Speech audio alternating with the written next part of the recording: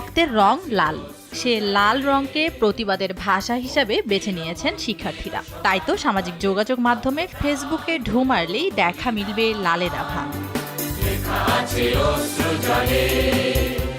কোটা সংস্কার আন্দোলনে নিহতদের স্মরণে দেশে পালিত হচ্ছে রাষ্ট্রীয় শোক। শোকের রং কালো হলেও ফেসবুকে অনেক তরুণ তরুণীর ফেসবুক প্রোফাইলের ছবি এখন লাল।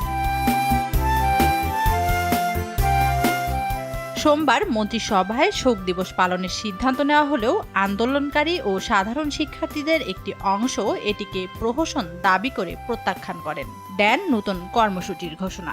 চোখে মুখে লাল কাপড় বেঁধে ছবি তুলে তা সামাজিক যোগাযোগ মাধ্যমে প্রকাশের আহ্বান ছিল তাদের।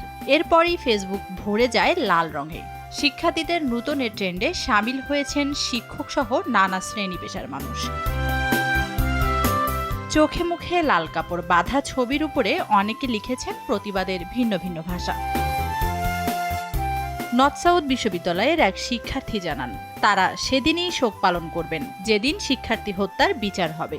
জড়িতরা অবাধে ঘুরে বেড়াচ্ছে আর রাষ্ট্রীয় শোক করছে, এটা প্রহসন ছাড়া কিছু না। শিক্ষার্থীদের এই কর্মসূচিকে সমর্থন জানিয়ে মুখে লাল কাপড় বেঁধে প্রতিবাদ করেছে জাহাঙ্গীরনগর বিশ্ববিদ্যালয়ের শিক্ষক এবং কিছু আইনজীবী।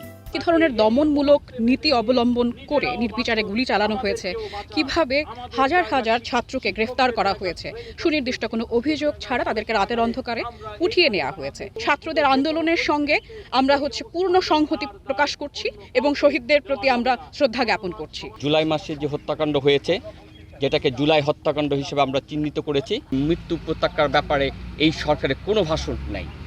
উপরন্তু আমরা প্রহসনে আজকে শোক দিবস দেখছি বা শোক পালন করা বলতে। আমাদের এই 24-এর প্রজন্ম কি করছে, যে জেনারেশন জি কি করছে দেখেন, ভাষা পাল্টে দিচ্ছে। মিথ্যা মামলা প্রত্যাহার করা হোক।